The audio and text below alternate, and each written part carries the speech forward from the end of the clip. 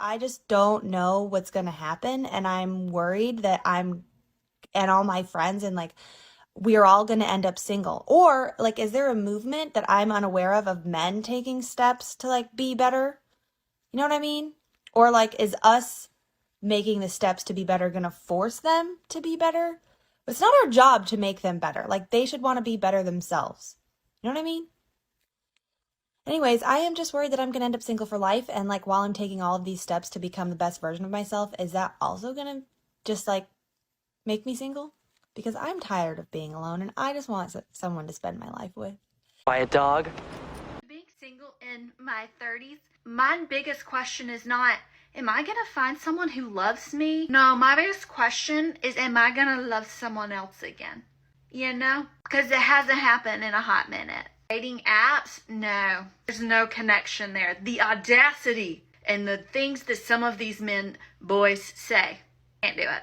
In person? Hasn't been working for me either. Been some great guys. I feel there's no connection. Let's try this. And I'm like, I'm not attracted to you. I don't want to spend a lot of time with you. And I'm really worried that I just learned to love my time by myself. Time alone, a little too much. A little bit too much peace on my own. And I'm kind of starting to get worried now. Like, will I find somebody or no?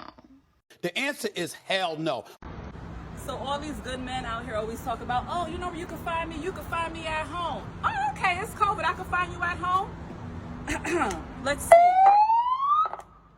Attention, attention. If you are a good man who is single, and when I say single, I mean single, please airdrop me a picture of yourself, your resume, a pin pic preferably, and your credit score. I will be getting back to you, and let's make this happen. Again, you must be single, and not New York's or the world's definition of single. Thank you, and I will be speaking to you shortly. I'm coming to find my good man. We have to hide!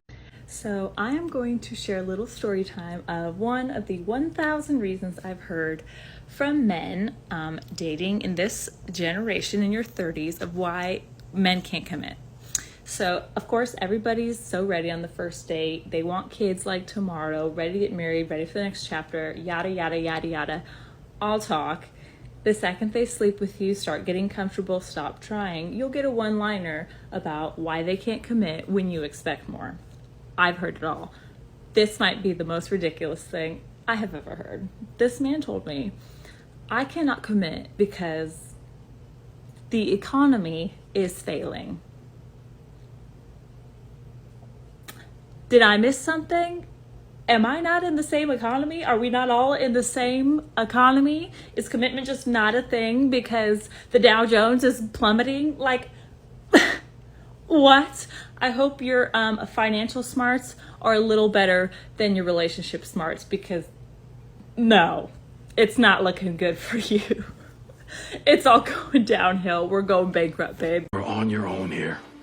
I'm someone who's been eternally single, but there's this one thing that I now know, that when I start dating again, it's going to be so much easier to find my person. And that is knowing myself, knowing what I want. I'm not saying 6'2", blonde hair, blue eyes, not that kind of stuff.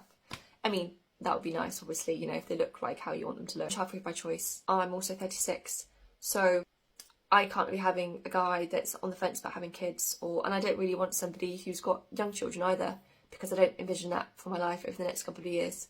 Deal breaker, that's pretty common sense. But also in terms of boundaries and values and what I stand for and what I don't. I'm not excited to see that person again in a romantic way. If it's he's nice, he's fine, it was alright, just like no. Like no matter how good on paper it might look. No. The thing is I'm going back out with is keeping to my deal breakers, sticking to my values and what I accept and what I don't accept, which to me, not what's reasonable as female behaviour, aligned with my values and what I think is important and how someone should behave or not behave. And the last one is listening to my body and how someone makes me feel. Whatever. You are going to end up single and alone, honey. And there is a movement men have. Maybe you should look into it. Men don't have to take steps to be better. They are already doing that for themselves. Women just need to stop having impossible standards, unrealistic expectations, and stop being so demanding and judgmental towards men. Women's form of self-development is increasing conceitedness and egotism. It has nothing to do with recognizing imperfections, taking accountability, and improving themselves. They just increase their opinions about themselves and demand more and not settle for less. This leaves them alone and single. Why don't you accept your fate? My guess is no. She wants a man, doesn't like average men, and only wants Chads and Tyrones, or she'll be alone. She will never get Chad or Tyrone to commit, so she has to be comfortable with being alone. Alone you'll be. The problem with this is good men are not going to respond to a woman who has hang-ups about men cheating and being broke. She said all of those things because she's dated bad men in the past. So why should a good man suddenly take her on and put up with all of her problems? Yeah, well, he probably shouldn't. She's failing to understand men. Knowing that men have pressure to provide for women and a family, she should have understood his position and reassured him. She doesn't deserve his commitment. After a man smashes, it's a woman's job to win him over, but she has failed. She's useless! She hit the wall ages ago. She's talking as if she's still 24 and has got plenty of time left to find a man and start a family. It's not going to be easier for her to find a man. It's going to be worse. She has been single for all of this time. What makes her think something miraculous is going to happen? She better make sure she takes a fertility test and prepare for geriatric pregnancy. I love geriatric humor. The problem with many modern women is they are constantly focusing on the negative qualities in men, so they get turned off straight away. They are not understanding, considerate, or patient. They just focus on the red flags and getting icks.